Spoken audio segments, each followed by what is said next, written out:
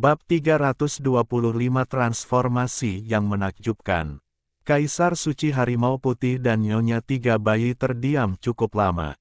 Meskipun mereka ingin menghancurkan Xiao Chen, mereka tidak dapat mengambil tindakan saat menghadapi panggung lumpur kuning. Pada saat ini, Keke membuka surga yang hilang dan terbang ke sana, mengejutkan semua kultivator dan membuat mereka mundur. Semua orang di alam abadi telah secara bertahap menyadari kengerian surga yang hilang. Si kecil itu terbang ke arah Xiao Chen, dan dengan marah mengulurkan cakar kecilnya untuk menunjuk Kaisar Suci Harimau Putih di udara. Cobaan berat yang telah dilaluinya dalam hidup dan mati berhubungan langsung dengan keluarga harimau. Mendengar gumamannya, Xiao Chen tidak bisa menahan tawa. Makhluk kecil itu benar-benar memanggil Kaisar Suci Harimau Putih dengan sebutan, kucing tua, dan kucing putih. Kaisar Suci Harimau Putih memiliki ekspresi tenang, dan sebelum pergi, dia akhirnya mengatakan sesuatu kepada Xiao Chen, jika leluhur setengah bela diri mati, kamu juga akan binasa. Wanita Tiga Bayi bersandar pada tongkat berkepala naga, menatap Xiao Chen dalam-dalam, dan menghilang tanpa suara di langit. Dang! Lonceng Dewa Emas bersinar terang ke langit, menerangi seluruh langit malam. Suara lonceng merdu menyebar lebih dari 100 mil jauhnya. Ye Tian memiliki ekspresi kaku di wajahnya, tidak mengatakan sepatah kata pun, dan dengan cepat menghilang ke langit yang jauh. Fang Tianqi mengenakan baju zirah peri 5 warna, dan di atas kepalanya, istana giok putih seukuran batu kilangan berputar perlahan, dipenuhi kabut putih berkabut, membuat tempatnya terlihat misterius dan tak terduga. Pada titik ini, dia tidak perlu lagi menyembunyikan kekuatannya, jadi dia memamerkan harta karunnya yang paling berharga, istana giok putih. Para master di sekitarnya menunggu perintahnya, siap membunuh Xiao Chen kapan saja, tetapi Fang Tianqi sangat tenang dan tidak menunjukkan reaksi apapun. Hai Yunsui telah terbang kembali ke langit jauh dan bersembunyi di balik sekelompok master senior, tetapi bayangan iblis yang dipanggil oleh keluarga Hu tidak mundur dan masih mengelilingi Xiao Chen dari kejauhan.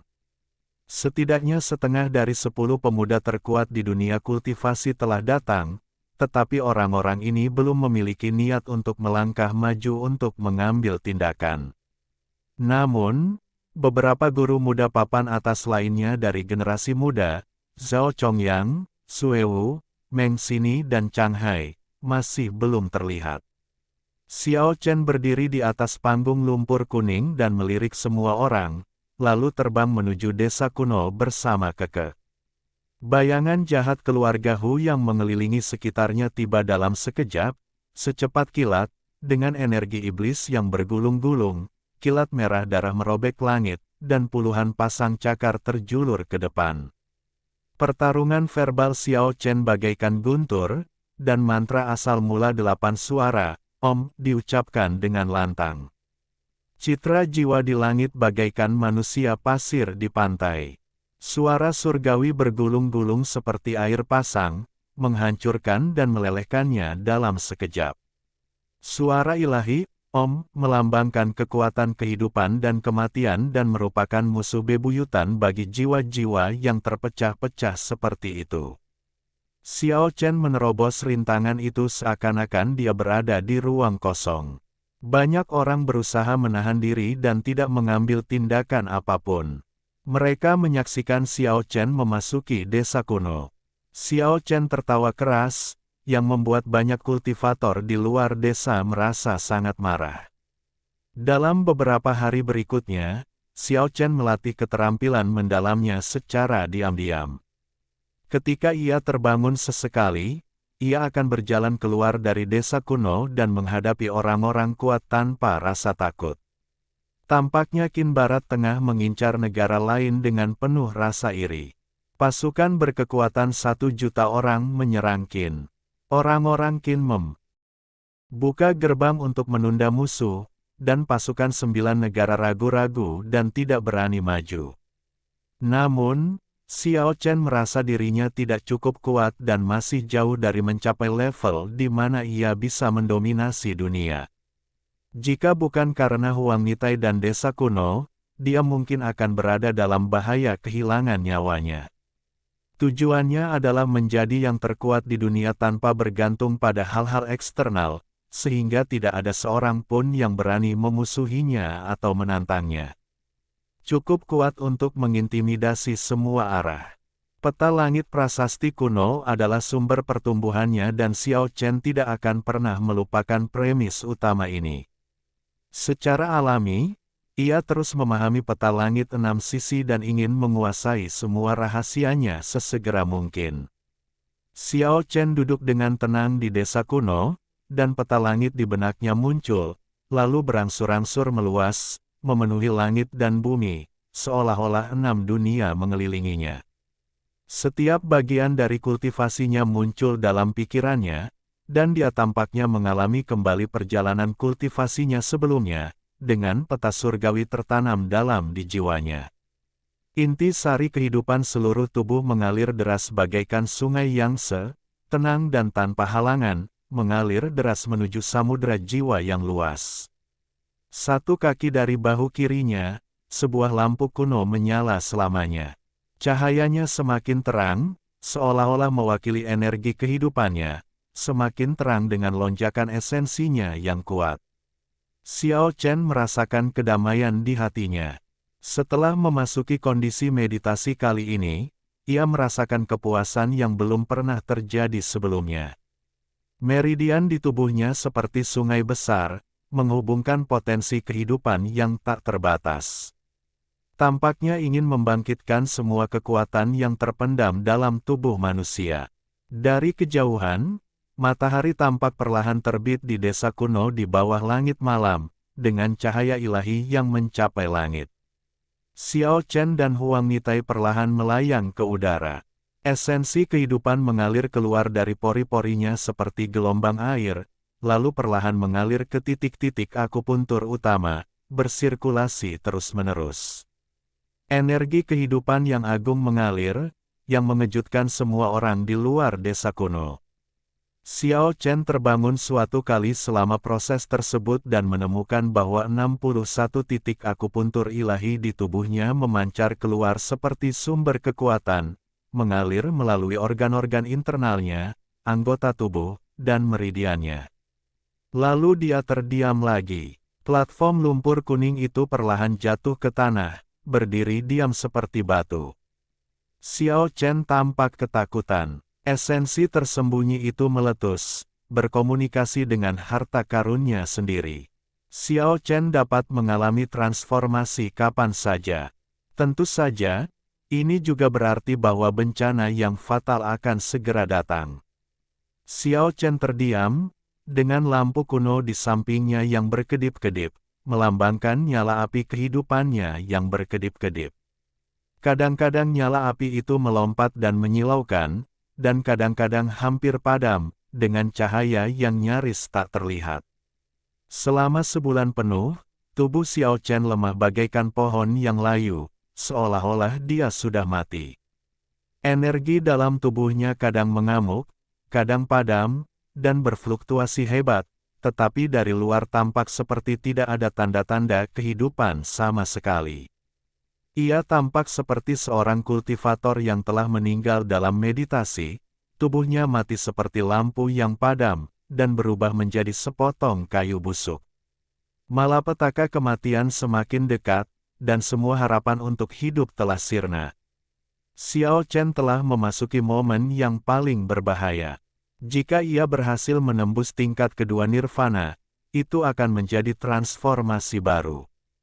Namun, jika ia gagal melewati malapetaka kematian, ia akan hancur total dan berubah menjadi segenggam tanah. Kenyataannya sangat kejam. Para pembudidaya mungkin tampak hebat karena mereka dapat terbang di langit dan bersembunyi di dalam tanah, tetapi kekuatan mereka yang luar biasa dibangun di atas berbagai kesulitan. Kebanyakan orang akan meninggal di jalan dan sulit bagi mereka untuk menghargai pemandangan di gunung umur panjang. Hari demi hari berlalu, waktu berjalan lambat, dan Xiao Chen semakin mirip orang mati. Fluktuasi kehidupan di dalam dirinya perlahan-lahan melemah, dan esensi kehidupan yang bergejolak hampir mati. Ia tampak membuang-buang tenaganya. Tubuhnya yang tegak mulai layu, kulitnya menjadi kering dan pecah-pecah, rambutnya rontok, dan tubuhnya yang hanya terdiri dari kulit dan tulang tampak menakutkan seperti tengkorak. Tanpa mengalami keadaan nirwana, mustahil membayangkan perjalanan sulit yang harus ditempuh. Tidak seorang pun dapat mengambil jalan pintas. Menghadapi ujian kematian, bahkan orang-orang terhebat sepanjang masa dapat terlempar dari altar dalam semalam dan menjadi abu. Setengah dari orang-orang di luar desa kuno telah pergi. Orang yang benar-benar kuat tidak akan membuang-buang waktu dengan sia-sia dan hanya bisa maju dengan berlatih tanpa henti. Namun beberapa orang juga terkepung. Melihat Xiao Chen dalam kondisi seperti itu di panggung lumpur kuning Kunkok, banyak orang mencibir. Sepanjang sejarah, banyak calon master yang meninggal di alam nirvana. Mungkin ini adalah tujuan akhir Xiao Chen. Selama proses ini, Yi Zhen, Liu Mu, Niu Ren dan yang lainnya telah berada di sini sebelumnya. Melihat kondisi Xiao Chen saat ini, mereka tidak dapat memasuki desa kuno dan harus pergi sementara. Kedua loli itu tertidur lelap seperti yang diharapkan. Keke menjaga Xiao Chen selama lebih dari sebulan dan akhirnya menutup matanya dengan linglung. Desa kuno itu sunyi senyap. Daging dan darah Xiao Chen mengering, dan dia tampaknya membakar sejumlah besar energi kehidupan setiap hari. Sekarang dia hampir tidak dapat dilihat dalam bentuk manusia. Daging dan darahnya telah mengering, seperti tulang-tulang yang mati, dan wajahnya tidak terlihat lagi. Dia tampak seperti orang mati tidak peduli bagaimana Anda melihatnya. Lampu kuno itu hampir padam sepenuhnya, dan cahaya redupnya tidak terlihat lagi. Tampaknya hanya ada sedikit percikan yang tidak terlihat. 3 bulan penuh berlalu, salju mencair, semua hal kembali hidup, dan musim semi pun tiba. Pada saat inilah tubuh Xiao Chen bergerak sedikit, dan sedikit fluktuasi energi datang dari dalam, dan lampu kuno itu bahkan memancarkan percikan. Burung oriole terbang dan rumput tumbuh. Setelah hujan musim semi, aroma tanah menyebar, membuat orang merasakan vitalitas bumi. Salju yang mencair membentuk sungai kecil yang mengalir mengelilingi desa. Burung layang-layang musim semi berbisik-bisik di langit rendah, menggambar jejak yang anggun, dan segala sesuatunya tampak begitu penuh vitalitas. Kekuatan kehidupan bersifat berfluktuasi. Hati Xiao Chen yang mati perlahan-lahan mulai menghasilkan beberapa fluktuasi spiritual. Dia merasa seolah-olah dia telah berubah menjadi sehelai rumput yang akhirnya selamat dari musim dingin yang keras dan berjuang untuk menembus tanah. Hidup tak pernah berhenti, semangat juang tak pernah padam, semuanya demi bertahan hidup. Menembus tanah dengan susah payah, kehidupan mekar penuh. Kesadaran spiritual Xiao Chen semakin berfluktuasi. Tubuhnya yang hampir mati diberi makan oleh nafas kehidupan dan mulai sedikit gemetar. Rumput kecil itu adalah keinginan Xiao Chen. Ia berjuang keras, keluar dari tanah, dan tumbuh. Gelombang kehidupan beriak, dan tubuh Xiao Chen yang layu mulai pulih kembali. Meskipun gelombang itu lemah seperti rumput, mereka membawa harapan hidup. Setelah melalui berbagai kesulitan dan bencana, ia masih terus berkembang. Api kehidupan dapat menyalakan api di padang rumput. Vitalitas rumput menjadi semakin kuat, dan tubuh Xiao Chen juga terbakar oleh napas kehidupan, dengan energi vital yang mengalir. Makhluk hijau kecil itu berdiri melawan angin, tumbuh lebih tinggi dan berubah. Ia bukan lagi rumput, tetapi telah menjadi pohon kecil. Saat musim semi tiba di bumi, pohon kecil itu menantang angin dan hujan dan berubah menjadi pohon yang tinggi. Kemudian ia menyebar melawan angin, menerobos awan dan kabut, menjulang tinggi ke langit dan berubah menjadi pohon kehidupan raksasa. Transformasi baru tak terhentikan dan menghancurkan kesunyian. Xiao Chen selamat dari malapetaka kematian, dan kekuatan kehidupan memancar keluar secara menyeluruh. Tubuhnya yang telah mati dihidupkan kembali dengan energi kehidupan yang luar biasa, dan esensi yang kuat mengalir keluar. Tubuh yang layu itu melampaui puncaknya dalam 1 hari, daging dan darah beregenerasi, rambut hitam berkibar, dan mata lebih terang dari bintang-bintang. Itu benar-benar kelahiran kembali dari abu. Ia tak terbendung lagi naik ke tingkat kedua nirwana.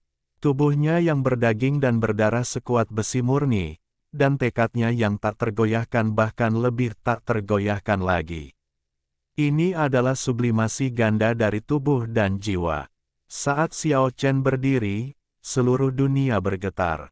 Hukum misterius itu merasakan langit, dan tubuhnya berkomunikasi dengan langit dan bumi tanpa usaha yang disengaja. Langit dan manusia menjadi satu. Setiap langkah yang diambilnya tampak seperti prinsip misterius, seolah-olah telah memadukan kekuatan dunia. Kekuatan sebesar itu tidak dapat diprediksi. Setelah malapetaka kematian kedua di alam nirvana, pintu harta karun lain di tubuh Xiao Chen terbuka. Ia tampak menyatu dengan dunia. Ia melangkah maju dan muncul begitu saja di luar desa kuno. Puluhan kultivator mengelilingi mereka. Mereka adalah pejuang kematian dari sekte matahari yang tidak takut hidup atau mati. Pada saat yang sama, Hu Diewu melambaikan tangannya di langit yang jauh, dan lebih dari selusin master keluarga Hu menerobos udara dan bergegas menuju Xiao Chen, bukan bermaksud membunuhnya, tetapi hanya ingin menguji kekuatannya. Xiao Chen tenang dan melangkah pelan, tetapi hasil yang mengerikan terjadi. Puluhan pembunuh sekte matahari langsung terangkat setinggi 4 atau 5 meter oleh gempa bumi, dan kemudian tercabik-cabik di langit. Lebih dari selusin guru dari keluarga Hu bergegas mendekat, seolah jatuh ke dalam rawa, berjuang keras di udara tetapi tidak bisa bergerak. Akhirnya, semuanya runtuh di langit. Xiao Chen tampaknya benar-benar menyatu dengan langit dan bumi. Setiap gerakannya penuh dengan kebijaksanaan. Dia tidak pernah menyerang musuh secara langsung, tetapi dunia ini tampaknya berada di bawah kendalinya. Tidak bagus. Semua kultivator yang mengepung desa kuno itu melarikan diri. Xiao Chen dalam keadaan seperti itu jelas bukan seseorang yang bisa dilawan oleh orang biasa. Tidak ada yang tidak menghargai hidupnya sendiri. Di langit yang jauh, Hu Diewu membuka matanya lebar-lebar karena terkejut, matanya yang indah penuh dengan ketidakpercayaan. Bahkan jika Xiao Chen berhasil melewati penghalang kematian di alam nirvana, ini terlalu menakjubkan, bukan? Pria kuat itu mundur 3 bulan lalu. Dia datang ke sini untuk menguji situasi dan tampaknya berada dalam bahaya yang sangat besar. Tanpa berkata apa-apa, dia membuka gulungan angkasa itu dan mencoba melarikan diri. Dia adalah putri bungsu yang disayangi oleh kepala keluarga Hu saat ini, jadi tentu saja dia punya banyak cara untuk menyelamatkan hidupnya. Hanya saja waktu seakan membeku dan ruang seakan terbatas. Hu Diewu membeku di sana, tidak bisa bergerak sama sekali. Sebuah tangan besar perlahan terulur dan meraihnya. Ah!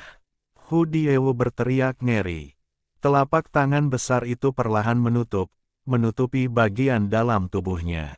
Kemudian dia merasakan suara tulang patah, dan kemudian dia tidak bisa mengeluarkan suara apapun lagi.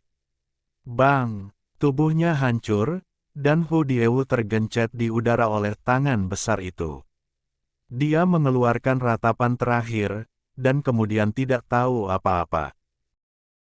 Bab 326, Pedang Besi Mengguncang 9 Provinsi. Kabut darah berputar-putar, harimau dan kupu-kupu menari, dan keindahan memudar. Bahkan jika seseorang tak tertandingi dan cantik, ia akhirnya akan kembali ke bumi. Di luar desa kuno, banyak kultivator melarikan diri. Xiao Chen berada di antara langit dan bumi, diam-diam menatap ke kejauhan. Membunuh Hu Diewu adalah dendam yang besar. Kepala keluarga Hu pasti sudah gila karena ini adalah putri kecilnya yang paling dicintai. Namun Xiao Chen sama sekali tidak peduli. Kedua belah pihak sudah tidak cocok, dan dia tidak takut bahkan jika ada beberapa hutang darah lagi. Setelah selamat dari krisis yang hampir mematikan dan bangkit kembali hari ini, semangat Xiao Chen telah mencapai puncak baru, dan setiap gerakannya menyatu dengan langit dan bumi. Kekuatan ini berasal dari pembukaan mendalam harta karunnya sendiri, yang sangat meningkatkan kekuatannya dalam semua aspek. Berada di langit, seolah-olah Anda mengendalikan dunia kecil ini. Ini adalah perwujudan kekuatan absolut. Xiao Chen melihat sekeliling dan melihat bahwa semua orang mundur. Orang-orang yang mengepung desa kuno itu telah dikalahkan sepenuhnya.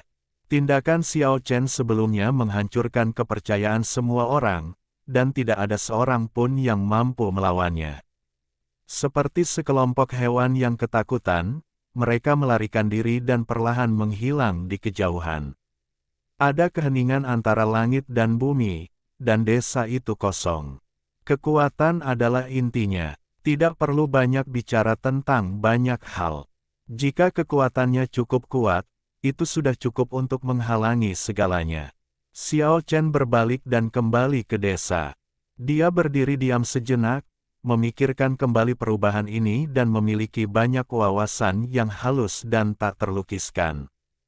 Titik-titik akupuntur yang didewakan awalnya menunjukkan kekuatan yang tak terduga. Esensi kehidupan yang memancar keluar seperti mata air dari 61 titik akupuntur yang didewakan itulah yang membuka pintu misterius menuju harta karun tubuh dan melepaskan potensi yang tak terbatas. Penggabungan keduanya memungkinkannya memiliki kekuatan tempur yang begitu dahsyat. Terlebih lagi, 61 titik akupuntur ilahi masih tampak bersinar terang, dan tidak banyak kekuatan ilahi yang telah terkonsumsi. Mungkin sudah saatnya untuk mendewakan titik akupuntur utama dalam tubuh. Xiao Chen punya firasat bahwa jika semua 365 titik akupuntur didewakan, hal-hal yang tak terbayangkan mungkin akan terjadi.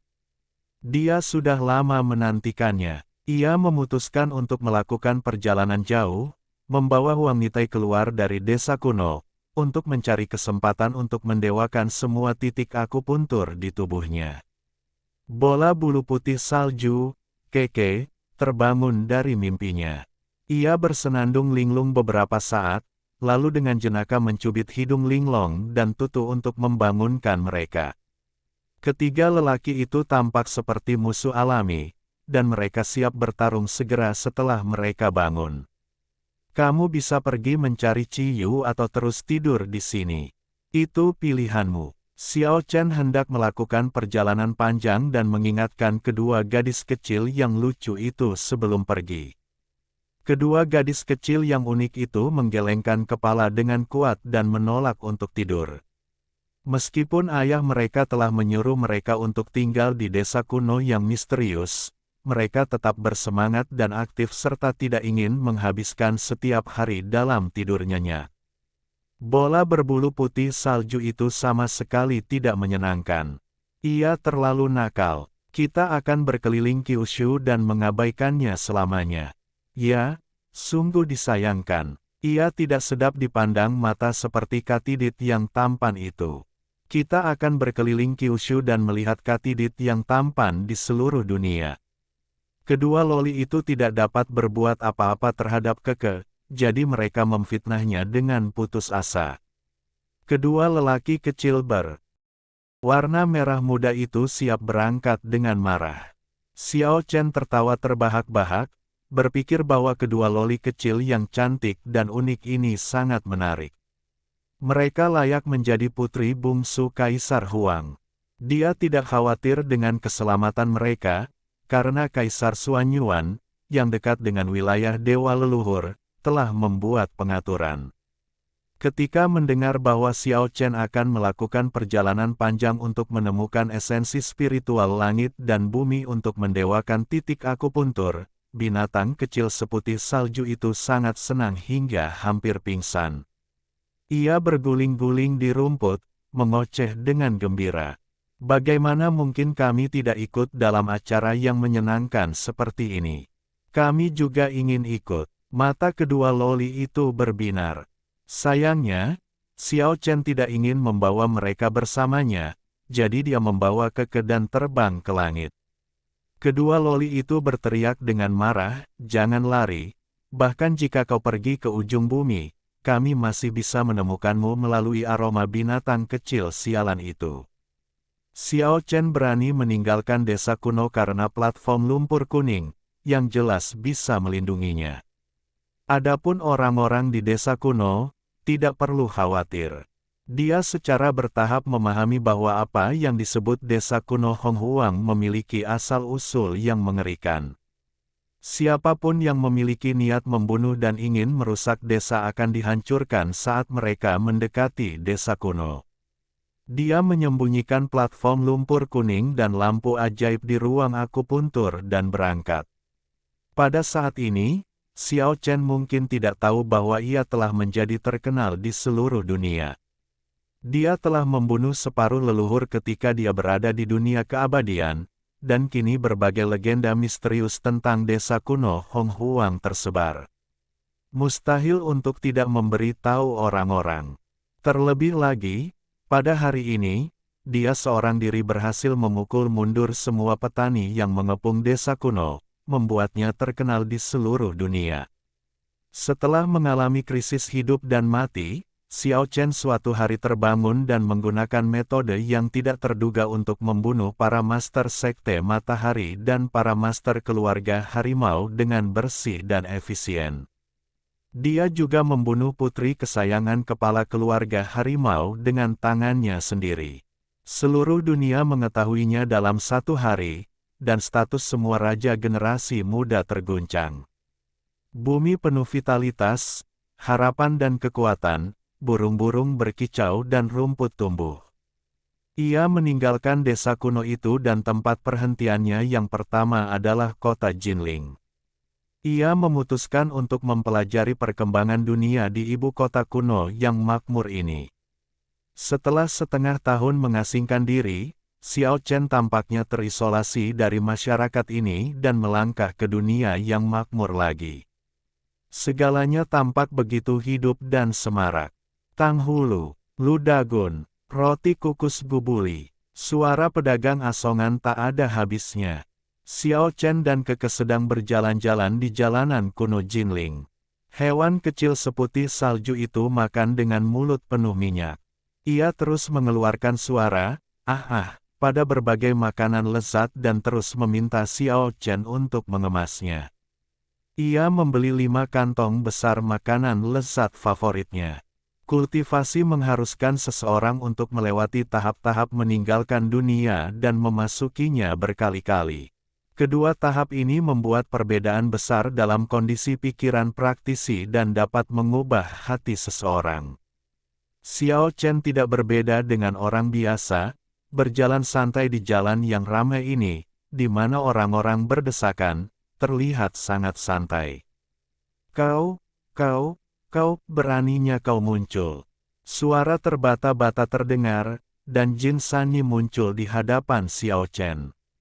Meskipun pria ini tampak baik, dia sangat menyedihkan, dan matanya penuh nafsu saat dia melirik wanita yang datang dan pergi.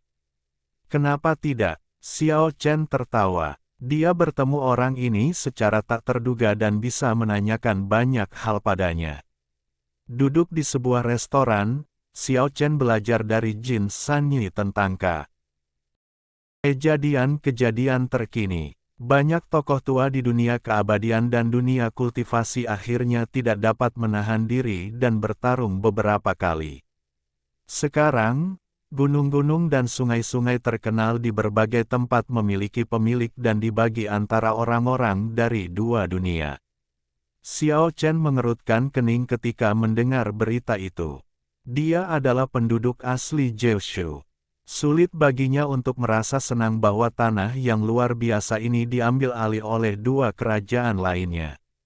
Sekelompok orang tua ini bertindak sangat cepat. Aku sama sekali tidak mendapatkan keuntungan. Jin Sanyi mengeluh, lalu melihat sekeliling dengan sedih, merendahkan suaranya dan berkata kepada Xiao Chen, lain kali jika kau membunuh seorang guru dari keluarga Hu, beritahu aku dan aku akan pergi mengambil mayatnya. Setelah berbicara cukup lama, Xiao Chen tiba-tiba mengetahui bahwa ia telah menjadi pusat perhatian dalam beberapa bulan terakhir. Meskipun ia belum meninggalkan desa kuno, ia telah diakui sebagai salah satu guru muda terkuat di kedua dunia. Yang disebut dua alam, secara alami mengacu pada alam kultivasi dan alam keabadian, alam manusia diabaikan begitu saja. Ini tidak bisa tidak dikatakan sebagai semacam ironi. Meskipun mereka berada di dunia manusia, tidak ada yang menganggap serius para pembudidaya asli Kyushu. Oh, cantik, cantik gadis cantik. Duduk di dekat jendela, Jin Sanyi menatap lurus ke arah seorang wanita di jalan. Xiao Chen melihat keluar dan terkejut melihat seorang kenalan. Dugu Jianmo menggendong putrinya Sanshan, dengan Abing di sampingnya. Keluarga itu datang dari arah kuil Konfusius. Tanpa diduga, mereka juga datang ke dunia manusia. Si malang Jin Sanyi mengabaikan Dugu Jianmo dan hanya menatap Abing, menatapnya lurus. Xiao Chen menepuk bagian belakang kepalanya dan berkata, bisakah kau bersikap dewasa sedikit? Mereka adalah keluarga Dugu Tigeda. Jin Sanyi sangat kecewa dan berkata, aku bertanya-tanya mengapa mereka terlihat familiar. Ternyata itu mereka. Aneh, sangat aneh. Bagaimana aku baru menyadarinya sekarang? Matamu bengkok, kau mengabaikan pria itu begitu saja. Kurasa cepat atau lambat kau akan mendapatkan balasanmu. Xiao Chen tertawa. Akibatnya, ia mendapati bahwa makanan di atas meja hampir tersapu oleh binatang kecil yang sedang bekerja keras itu.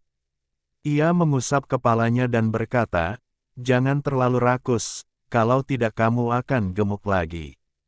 Binatang kecil itu menggerutu tidak puas dan tampaknya tidak berniat untuk berhenti. Dugu Tigeda, Jin Sanyi berteriak dari jendela.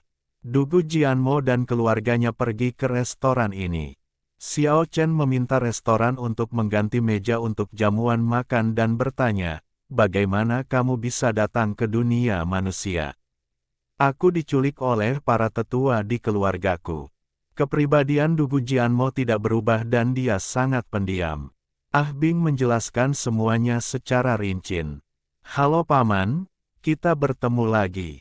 Sanshan menatap Xiao Chen dengan patuh, lalu dengan takut-takut menunjuk Keke dan berkata, boleh aku menyentuhnya. Alhasil, binatang kecil seputih salju itu mengulurkan kaki kecilnya dan menyentuh kepalanya dengan cara yang nyata, dan semua orang di meja itu tertawa. Ah Bing berkata dengan cemas, Xiao Chen, situasimu mengkhawatirkan. Jika kamu keluar seperti ini sekarang, apakah kamu tidak takut mendapat masalah besar? Dugu Jianmo juga menunjukkan ekspresi aneh di wajahnya dan menatapnya dengan bingung. Jin Sanyi menjadi serius untuk waktu yang langka, tanpa tergagap, dan berkata, alam setengah leluhur tidak terbayangkan, kita masih jauh dari itu, dan sekarang dunia bukan milik kita.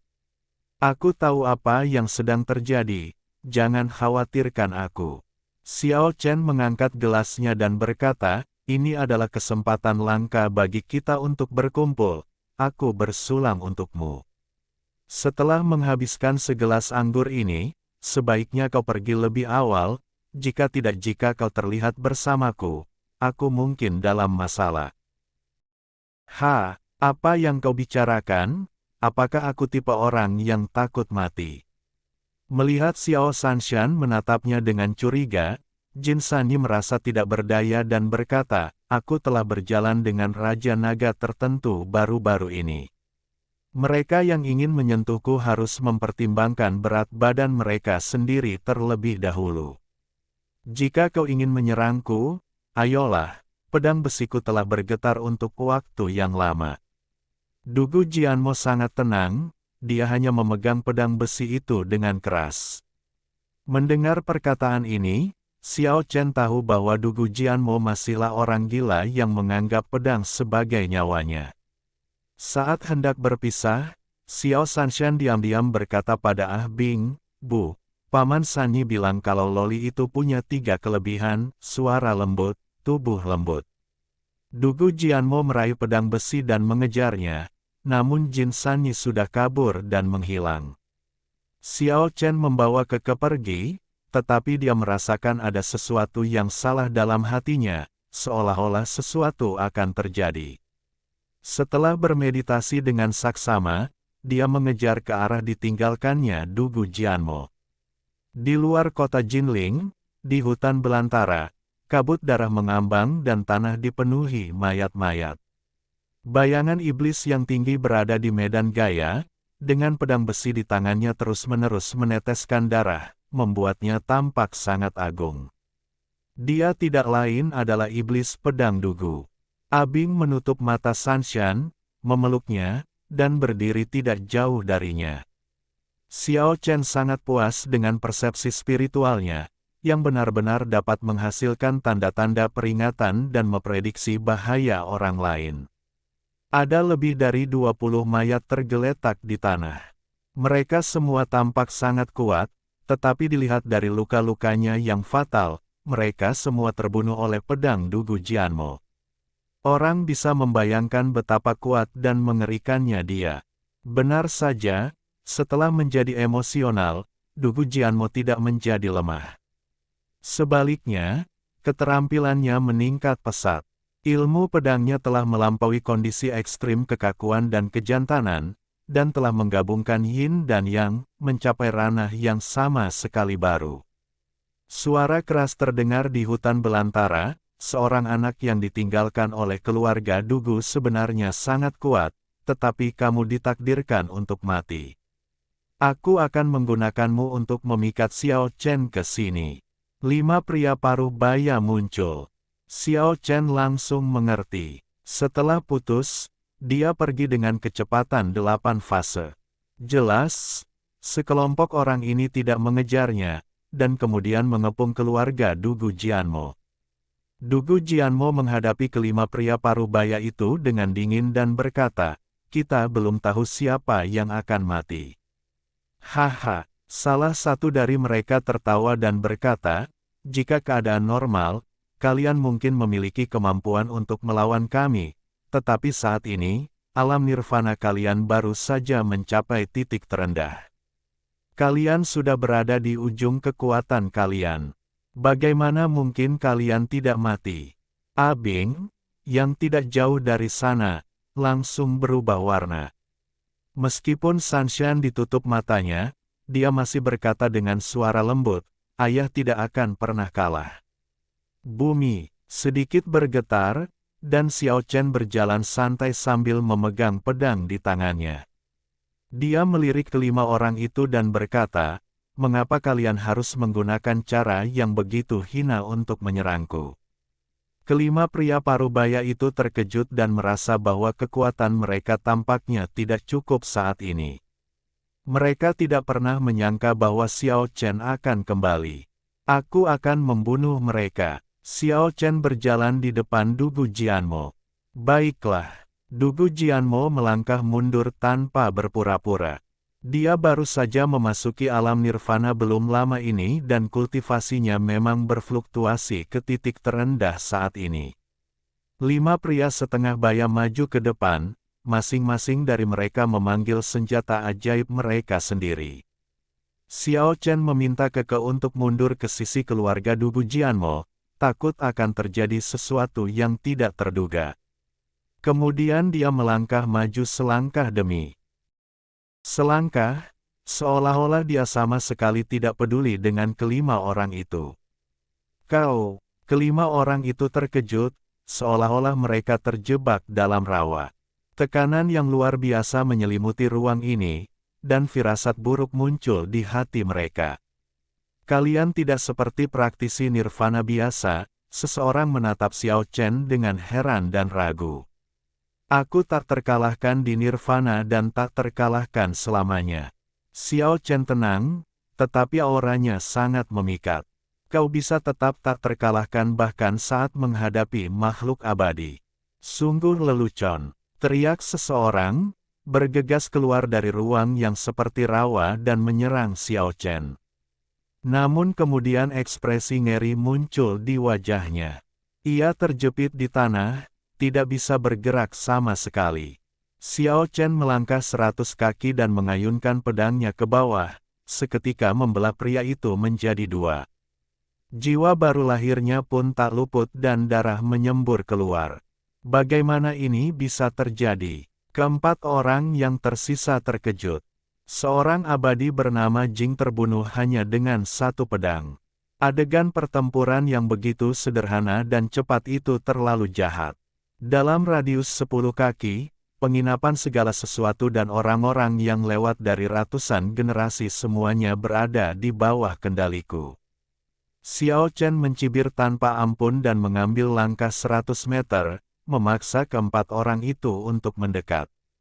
Pertarungan tidak bisa dihindari. Namun, pada saat ini, sebilah pedang besi terbang melintasi langit, dan sesosok tubuh tinggi turun dari langit.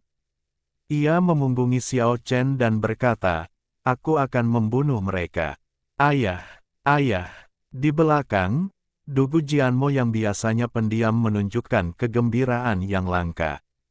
Kakek, meskipun Sanshan ditutup matanya, dia masih memanggil dengan suara lembut. Ibu berkata bahwa kakek tidak akan begitu kejam untuk mengusir kita dari keluarga Dugu. Dengan pedang, dia melintasi langit, menghalangi keempat dewa sendirian, dan cahaya dingin melesat lurus ke langit. Dalam cahaya yang menyilaukan dan aura pembunuh yang membumbung ke langit, semua senjata ajaib untuk mengolah tahu hancur, dan sebilah pedang besi besar tergeletak di udara. Setelah pertarungan sengit yang singkat, Patua Dugu membunuh 4 orang abadi sendirian. Baru kemudian dia berbalik, menghadap Xiao Chen, dan berkata, "Kamu sangat hebat." Setelah mengatakan itu, dia berjalan menuju Dugu Jianmo dan keluarganya yang beranggotakan 3 orang. Medan tak kasat mata muncul dan membawa mereka bertiga pergi dalam sekejap. Keluarga Dugu sungguh luar biasa, seru Xiao Chen, tetapi dia terkejut setengah hari kemudian. Puluhan orang yang membawa pedang besi besar berkumpul di kota Jinling pada hari ini, dan tekanan kuat mereka membuat takut banyak pembudidaya. Xiao Chen samar-samar tahu apa yang akan terjadi, karena dia telah mendengar tentang masa lalu yang gemilang keluarga ini di alam abadi. Benar saja, 50 orang yang membawa pedang besi besar langsung menuju Gunung Qixia di luar kota Jinling. Energi pedang melonjak, dan cahaya dingin dari pedang besi menerangi seluruh kota Jinling. Batu-batu dan gunung-gunung terpotong dan beterbangan ke angkasa. Gunung Qixia bagaikan kayu lapuk, ditebang dan diratakan dengan tanah oleh mereka. Berita itu mengejutkan Kyushu untuk sementara waktu. Itu adalah cabang dari Sekte Sengong, salah satu dari 10 sekte utama di dunia kultivasi, dan dipotong-potong oleh puluhan anak buah Dugu Jian yang membawa pedang besi besar. Garis keturunan Dugu di padang belantara selatan alam Changsheng merupakan keluarga sederhana yang tidak berani diremehkan oleh siapapun.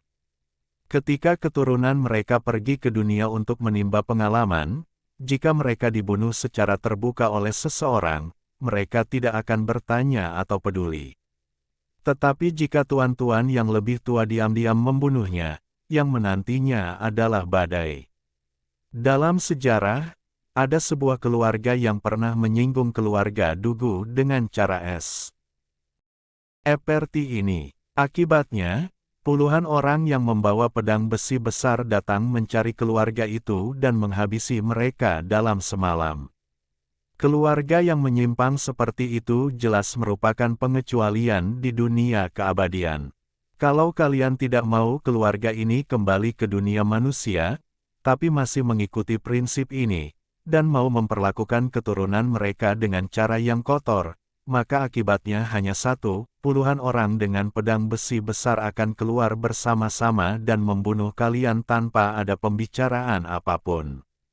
Meskipun di permukaan tampaknya Dugu Jianmo telah berselisih dengan keluarganya, dapat dilihat bahwa keluarga Dugu benar-benar berbeda dan tidak mengizinkan orang luar ikut campur dalam urusan keluarga mereka. Sial, keluarga Dugu sangat tidak normal. Ada begitu banyak ahli di Gunung Qixia, tetapi mereka musnah dalam waktu kurang dari setengah jam. Sial, mereka tidak normal. Jika aku memiliki latar belakang keluarga seperti itu, siapa yang akan kutakuti? Sial, mereka terlalu kuat. Benar-benar tidak bisa berkata-kata. Berita itu menyebar ke seluruh dunia, dan semua kultivator terkejut, terutama generasi muda. Mereka iri dan cemburu. Xiao Chen mengikuti di belakang puluhan orang yang membawa pedang besi besar dan menyaksikan semuanya dengan mata kepalanya sendiri. Dia merasa tidak bisa berkata apa-apa. Dia merasa dirinya cukup kuat, tetapi dibandingkan dengan generasi tua keluarga Dugu, dia merasa gayanya sangat lembut. Bahkan si binatang kecil keke pun terbelalak lebar matanya, tertegun karena terkejut. Tentu saja, hal-hal tidak dapat diselesaikan seperti ini. Sekte Sengong adalah salah satu dari 10 sekte utama di dunia kultivasi. Meskipun pendirinya belum menyeberang, masih ada banyak orang kuat di bawah sektenya. Kuil utama Sekte Sengong terletak di Gunung Tai. Para pemimpin sekte ini sangat marah dan mengancam akan memusnahkan keluarga Dugu. Murid-murid generasi muda sekte, termasuk Fang Tianqi, bahkan lebih tertekan. Mereka semua meminta untuk keluar dan mencari keluarga Dugu. Namun, sekali lagi segala sesuatunya ternyata berada di luar harapan semua orang. Puluhan orang yang membawa pedang besi besar muncul atas inisiatif mereka sendiri dan langsung menuju Gunung Tai untuk membunuh dengan caranya sendiri. Saat berita itu keluar, seluruh dunia terkejut. Keluarga ini terlalu kuat, sangat tidak normal sehingga membuat orang merasa dingin. Gerbang Sengong pasti sudah tamat. Tidak mungkin. Gerbang Sengong adalah salah satu dari 10 sekte besar di dunia kultivasi.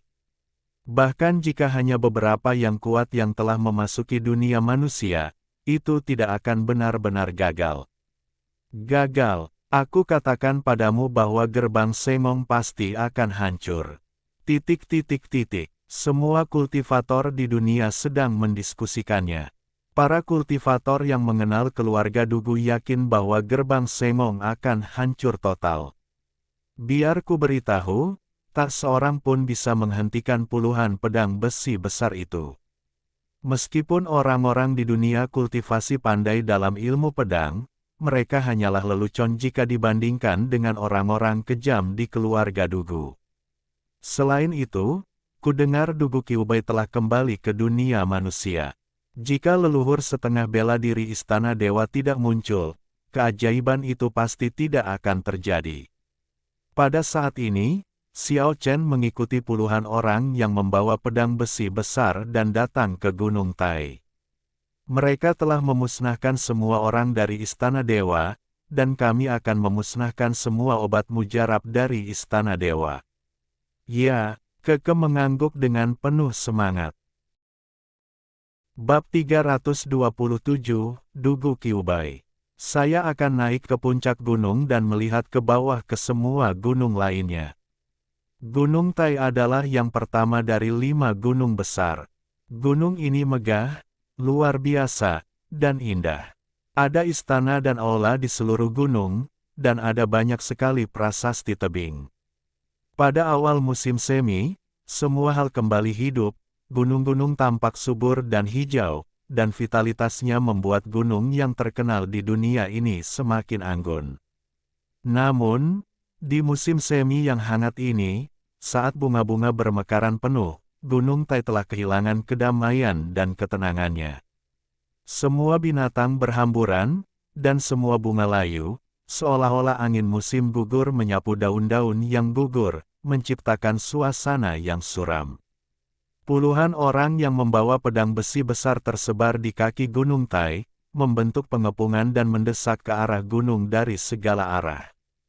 Tak ada satupun pedang besi yang terhunus, tetapi niat membunuh itu sama dinginnya dengan bulan-bulan musim dingin yang keras. Bunga-bunga dan pohon-pohon layu, daun-daun beterbangan di mana-mana, dan seluruh Gunung Tai tampak seperti salju tebal yang turun. Puluhan energi pedang melesat ke angkasa, bagaikan puluhan pilar yang berdiri di antara langit dan bumi. Orang-orang dari keluarga Dugu sangat menakutkan. Ada puluhan sosok tinggi dan kekar, dan masing-masing tampaknya menyatu dengan pedang besi di punggung mereka. Pedang belum terhunus, tetapi niat pedang telah datang dari hati. Puluhan orang seperti puluhan pedang surgawi yang disisipkan di kaki gunung. Apakah orang-orang kejam ini akan menebas Gunung Tai? Xiao Chen bertanya-tanya sambil mengikuti di belakang. Namun, orang-orang dari keluarga Dugu tidak mempunyai niatan untuk menghancurkan gunung yang terkenal di bumi, dan aura pembunuh mereka tidak diarahkan ke badan gunung, tetapi terutama terkonsentrasi di puncak gunung. Terdapat istana kristal yang megah, yang merupakan markas besar gerbang kuil. Sekte ini terkenal di seluruh dunia karena pemurnian senjatanya. Di puncak Gunung Tai, terdapat istana-istana kristal yang luas yang membentang berjajar, megah dan luar biasa. Istana-istana itu bukan hanya fondasi mereka di dunia manusia, tetapi juga harta karun sekte tersebut, istana ilahi. Di sana, terdapat berjuta-juta sinar cahaya terang dan ribuan warna keberuntungan, membuat seluruh Gunung Tai dipenuhi dengan energi spiritual yang pekat dan kabut warna-warni. Puluhan orang yang membawa pedang besi besar berjalan menuju puncak gunung selangkah demi selangkah. Dalam perjalanan, semua paviliun dan menara yang didirikan di gerbang istana ilahi berubah menjadi debu dan dihancurkan oleh energi pedang yang nyata. Xiao Chen ingin tertawa tetapi tidak bisa. Meskipun keluarga ini berbeda, tetap saja membuat orang merasa kagum. Siapa yang dapat menghentikan momentum ini? Boom! Beberapa bangunan budidaya seperti dinding yang menghalangi istana kristal runtuh, dan penghalang terakhir hancur. Istana kristal besar itu sepenuhnya muncul di puncak Gunung Tai. Tekanan luar biasa yang diberikan oleh puluhan pembudidaya kuat yang membawa pedang besi membuat Gunung Tai berguncang, tetapi istana kristal yang besar tetap tidak bergerak. Kalau kita perhatikan lebih dekat, kita dapat melihat bahwa benda itu sebenarnya tidak bersentuhan dengan Gunung Tai, tetapi hanya mengambang dengan tenang. Ini adalah senjata ajaib yang sangat besar untuk kultivasi, dan bahkan orang kuat dari keluarga Dugu tidak berani bertindak gegabah. Silsilah Dugu memang pantas dengan reputasinya. Belasan lelaki tua terbang keluar dari istana dewa, dikelilingi oleh aura abadi. Mereka tidak tampak marah dan tampak sangat tenang. Semua orang di keluarga Dugu terdiam. Tak seorang pun berbicara. Mereka semua tetap diam. Tapi kau terlalu kuat. Kami tidak mengambil inisiatif untuk melenyapkanmu, tapi kau datang langsung untuk membunuh kami. Kami mungkin harus menahan kalian semua. Lebih dari selusin pria tua dengan pakaian berkibar dan tampak seperti orang abadi semuanya menunjukkan niat membunuh. Dalam sekejap, istana dewa yang tergantung di puncak Gunung Tai memancarkan miliaran sinar cahaya, melesat langsung ke Douniu, dan gunung-gunung di semua sisi diterangi dengan cemerlang. Lebih banyak sosok muncul di istana kristal, dan senjata ajaib beterbangan di seluruh langit. Namun menghadapi semua ini, Dugu Jia tetap tenang dan tidak takut. Semua orang bergerak serempak, perlahan menghunus pedang besi besar di punggung mereka dan mengarahkan ujung pedang serempak ke arah istana megah di depan. Kerusuhan, boom, energi pedang tirani itu tak terbayangkan. Selama bertahun-tahun sejarah, puluhan orang kuat adalah elit keluarga Dugu. Ketika pedang besi mereka bergerak bersama, itu mengguncang bumi. Mereka langsung meledakkan istana ilahi ke langit. Sejumlah besar harta karun ajaib untuk kultivasi hancur, dan berhamburan di langit seperti bunga layu. Beberapa kultivator langsung berubah menjadi kabut darah, dan bahkan tidak ada jejak mayat mereka yang tersisa. Pada saat ini, banyak kultivator datang dari jauh. Mereka semua adalah orang-orang yang mendengar berita itu dan datang untuk ikut bersenang-senang dan menyaksikan pertempuran. Melihat serangan sekuat itu, tak seorang pun bisa menahan diri untuk tidak berubah warna. Kekuatan tempur keluarga Dugu sangat mengerikan, dan mereka pasti bisa menyapu bersih seluruh wilayah dengan serangan ini. Namun, semua orang juga menyadari adanya masalah. Setelah diledakkan ke langit, istana kristal itu tidak hancur berkeping-keping dan tetap utuh. Kecuali selusin lelaki tua, seluruh anggota keluarga istana ilahi lainnya mundur ke dalam, lalu mengendalikan istana ilahi untuk turun lagi. Tekanan yang luar biasa membuat gunung-gunung bergetar. Ini adalah harta karun paling berharga dari Semi Ancestor, senjata ajaib pendiri garis keturunan istana ilahi, dan itu adalah harta spiritual yang diperolehnya saat mencapai pencerahan. Meskipun dia belum melintasi perbatasan kali ini, dia telah memberikan istana kristal raksasa ini kepada murid-muridnya sehingga mereka dapat melindungi diri mereka sendiri. Belasan kultivator tua tetap tenang.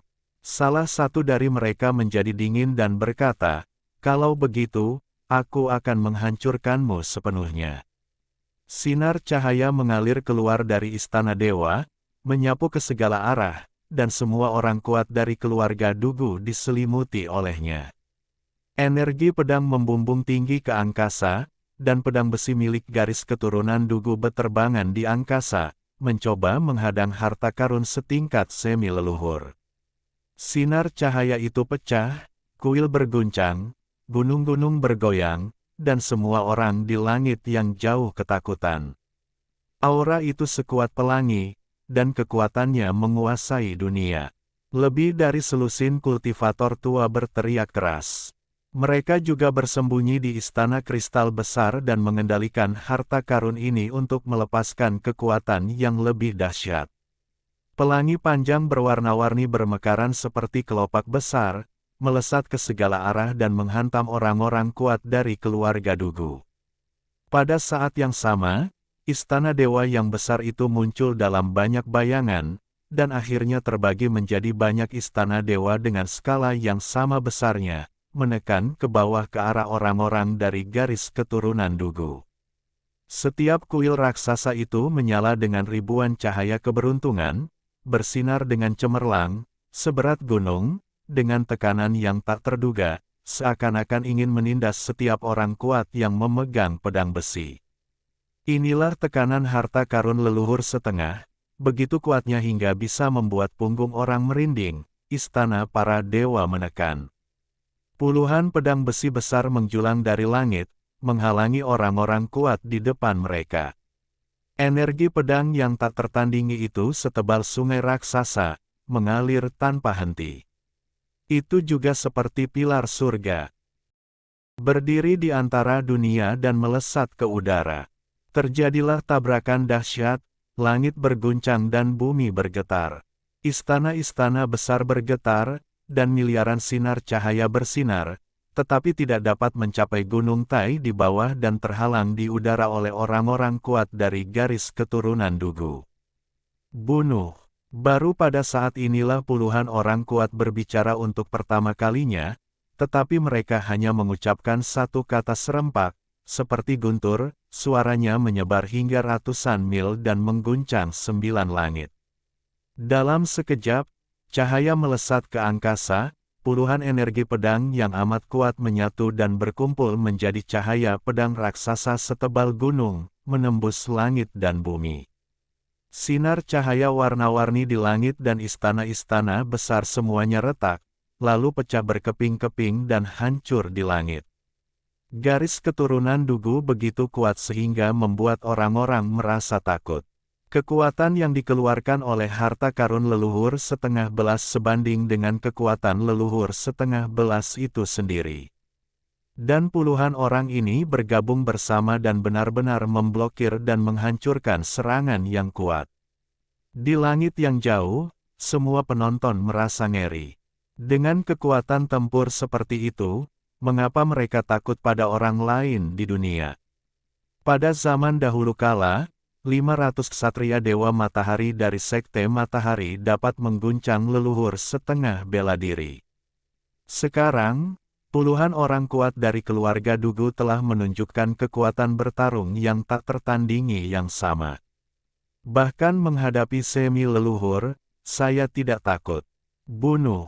Orang-orang kuat dari garis keturunan Dugu berbicara untuk kedua kalinya, dan pertempuran verbal mereka sekeras guntur dan memekakkan telinga. Puluhan pedang besi besar diangkat serentak, lalu ditebaskan ke arah istana kristal utama. Energi pedang yang cemerlang merobek langit dan bumi. Bagaikan ombak yang mengamuk atau hujan meteor, semuanya menyapu ke arah istana megah itu. Boom! Kuil besar itu terhantam tinggi ke langit. Darah banyak kultivator di dalamnya mendidih. Serangan dahsyat itu mengguncang mereka seolah-olah mereka disambar petir. Wajah mereka semua memerah dan tubuh mereka gemetar. Jika ini bukan harta karun leluhur, saya khawatir semua orang akan terpotong-potong. Bahkan harta karun pertahanan seperti itu pun terguncang oleh serangan yang kuat. Anda dapat membayangkan betapa mengerikannya energi pedang itu. Bunuh. Orang-orang kuat dari garis keturunan Dugu melancarkan serangan kuat ketiga mereka. Energi pedang yang tajam mengguncang langit dan bumi, dan mereka semua menebas ke arah istana kristal.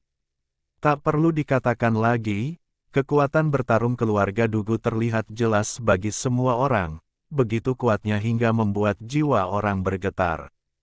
Istana kristal terguling di udara, menimbulkan suara mengerikan, seakan-akan bisa hancur kapan saja. Namun saat itu, cahaya lembut memancar keluar dari Crystal Palace, berkelap-kelip bagaikan cahaya lilin. Namun aura kehancuran terpancar darinya, membuat semua orang merasakan bahaya. Sebuah bayangan besar muncul. Penampakannya secara spesifik tidak dapat dilihat, tetapi garis besarnya dapat dilihat. Itu adalah seorang lelaki tua yang anggun dan berbudi luhur. Tingginya lebih dari 1000 kaki, memegang istana kristal di tangannya, berdiri di antara langit dan bumi, memandang ke segala arah. Meskipun dikelilingi oleh udara perih dan bersifat spiritual dan dunia lain, ia memberi orang rasa kematian. Itulah pendiri gerbang Jingu. Orang-orang yang menyaksikan pertempuran dari jauh berseru. Salah, itu adalah secercah kesadaran ilahi yang dikorbankan di istana harta karun, dan itu terwujud pada saat ini. Semua orang tahu bahwa meskipun secercah kesadaran ilahi tidak memiliki kekuatan tempur jangka panjang, itu juga cukup menakutkan. Jika kekuatan itu diberikan secara ekstrim dalam sekejap, itu dapat menyebabkan pembalikan situasi PRT. Empuran yang mengejutkan dalam sekejap.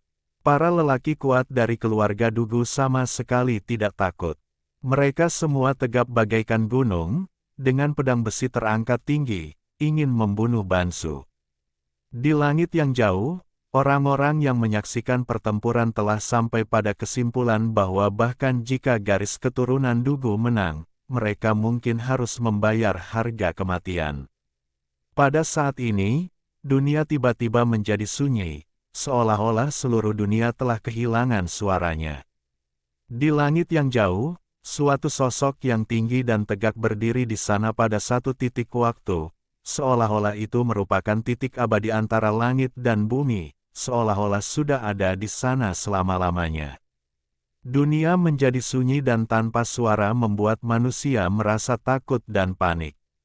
Sosok abadi itu membelakangi semua orang, sambil membawa pedang besi besar.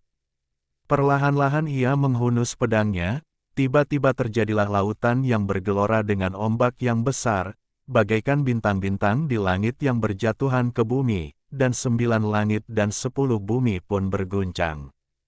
Ketika pedang besi itu terhunus, seluruh dunia berguncang dan gunung-gunung serta sungai-sungai kehilangan warnanya. Aura sekuat pelangi, bintang-bintang dan bulan kehilangan cahayanya, dan langit bergetar. Cahaya yang menyilaukan itu menjadi satu-satunya benda di dunia.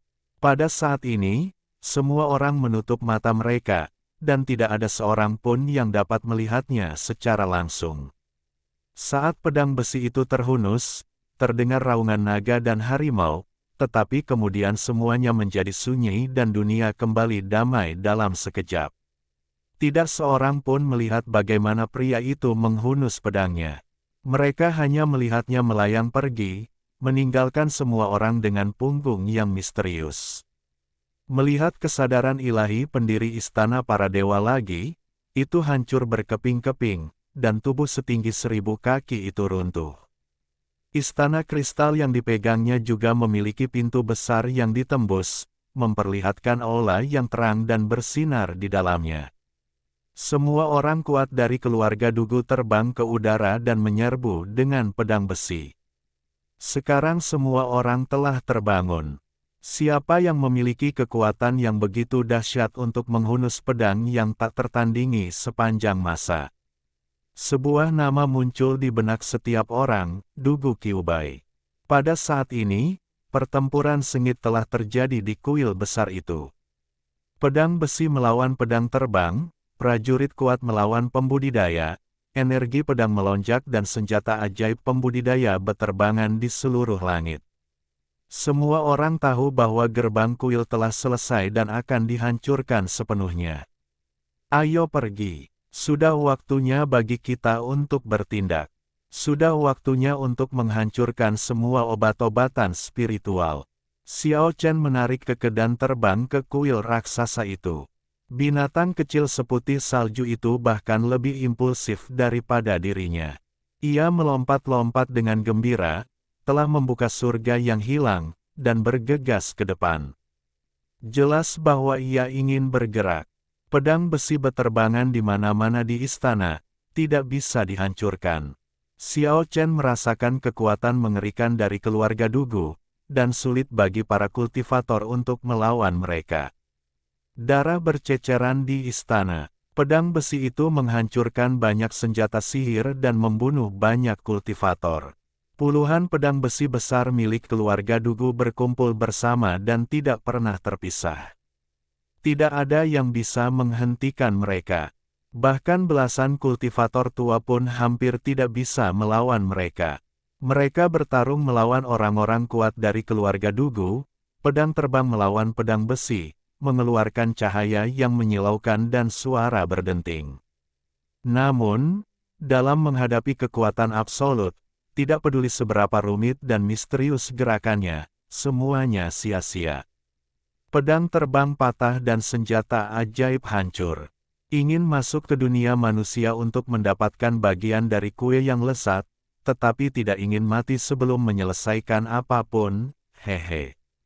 Sang kultivator kuat tertawa sedih. Lebih dari selusin kultivator tua dikalahkan, beberapa kepalanya dipenggal, beberapa dadanya ditusuk.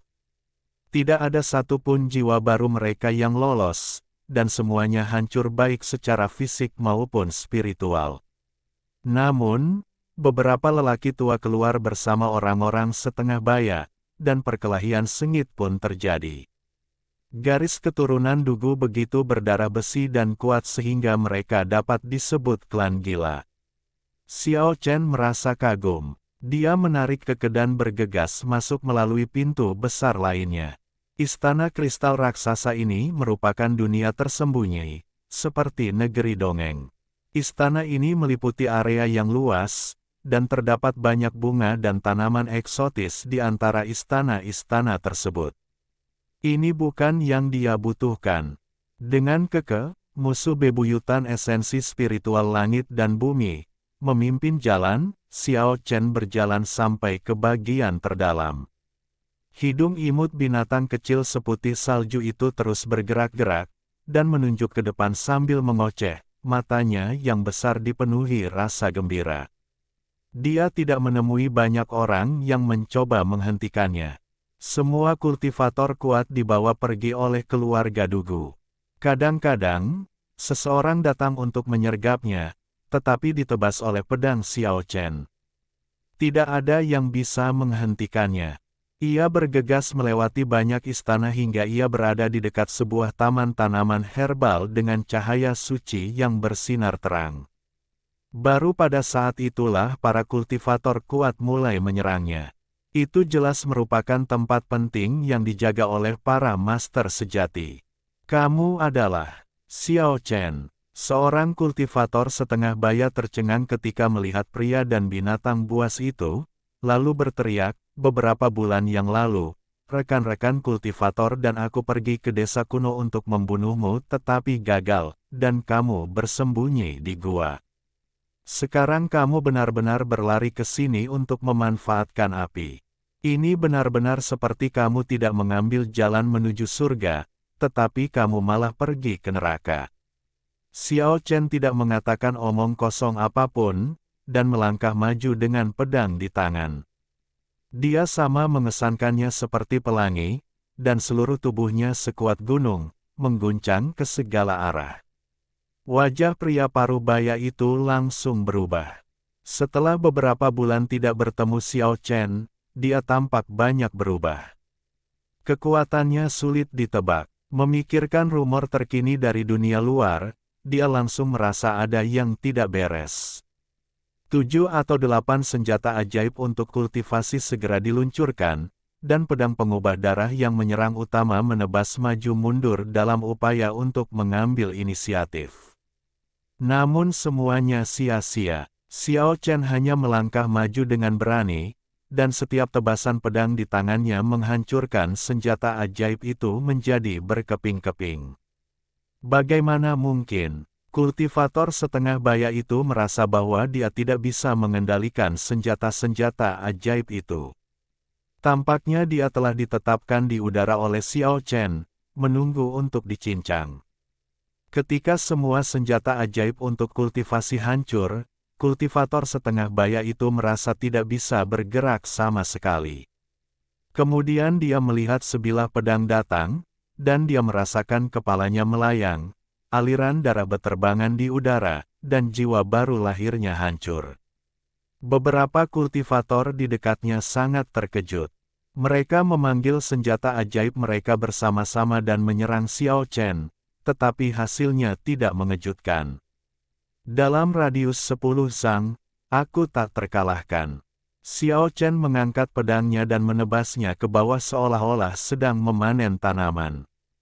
5 kepala beterbangan lebih dari 10 meter jauhnya.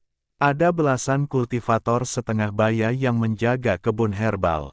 Mereka semua terkejut saat melihat metode Xiao Chen. Gerbang menuju kuil telah ditembus oleh keluarga Dugu.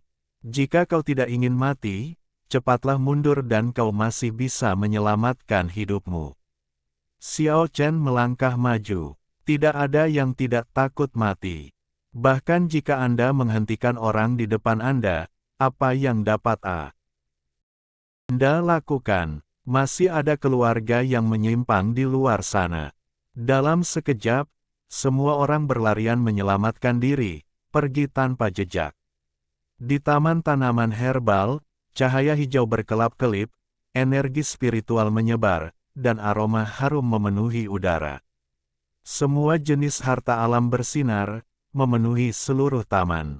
Keke berguling dengan gembira dan bergerak cepat, terus-menerus menyapu esensi spiritual ke dalam Paradise Lost. Karena ramuan-ramuan spiritual dipindahkan ke Istana Kristal, harta karun semi leluhur, tidak ada formasi apapun yang didirikan di taman itu. Keke membuka Paradise Lost dan langsung menyerap semua esensi spiritual di taman. Dia sama sekali tidak sopan dan melakukan gerakan yang tidak perlu.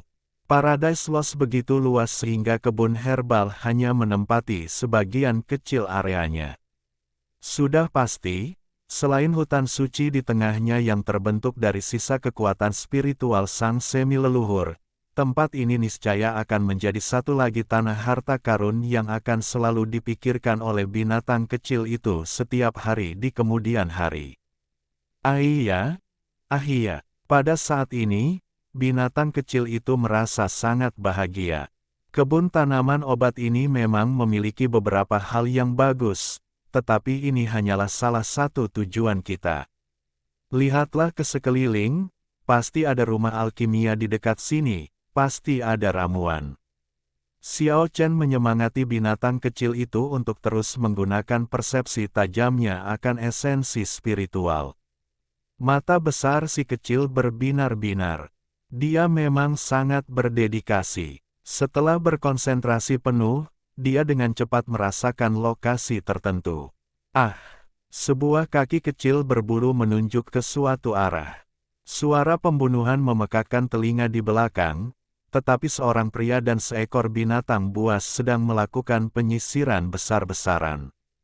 Dipandu oleh indera tajam binatang kecil seputih salju, Xiao Chen melewati banyak istana dan tiba di bagian terdalam gerbang istana. Di depan sebuah istana, beberapa kuali obat berdiri berdampingan. Jelaslah bahwa disinilah obat-obatan dimurnikan. Xiao Chen mengusap-usap makhluk kecil berbulu itu dengan keras, yang membuat binatang kecil seputih salju itu protes karena tidak puas. Meskipun hanya ada satu istana, Xiao Chen memperkirakan bahwa istana itu mungkin setara dengan seluruh kebun herbal. Semuanya dipenuhi dengan pil-pil olahan. Meskipun jumlahnya terbatas, bagaimanapun juga, itu adalah saripati dan produk jadi. Pintu ruang alkimia didorong terbuka dengan suara berderit pelan, dan seorang lelaki tua kurus melangkah keluar. Saat itu, Xiao Chen mengerutkan kening. Orang ini jelas orang yang sulit dihadapi. Dia pasti seorang ahli. Xiao Chen mengangkat pedangnya, mengarahkannya secara diagonal ke arah selatan, dan menatap dingin ke arah kultivator tua itu. Binatang kecil Keke juga merasakan bahaya. Si kecil itu sangat pintar dan membuka Paradise Lost dalam sekejap. Begitu masuk, dia sudah tak terkalahkan. Xiao Chen dan Keke menghadapi kultivator yang sangat kuat ini. Boom, boom, boom. Bumi bergetar pelan. 10 orang yang memegang pedang besi besar berjalan ke halaman dan menghalangi petani tua itu. Tidak peduli seberapa kuatnya petani tua itu, ia tidak akan sanggup menahan 10 pedang besi. Akan tetapi, dia tidak berniat bertarung sampai mati, dan saat dia melancarkan gerakan, dia menggunakan teknik pelarian suci, memanggil senjata ajaib, dan melakukan perjalanan melintasi ruang angkasa. Crash! Si binatang kecil seputih salju langsung membawa ruang alkimia ke surga yang hilang. Hari ini benar-benar panen yang luar biasa. Xiao Chen memperkirakan banyak titik akupuntur yang dapat didewakan.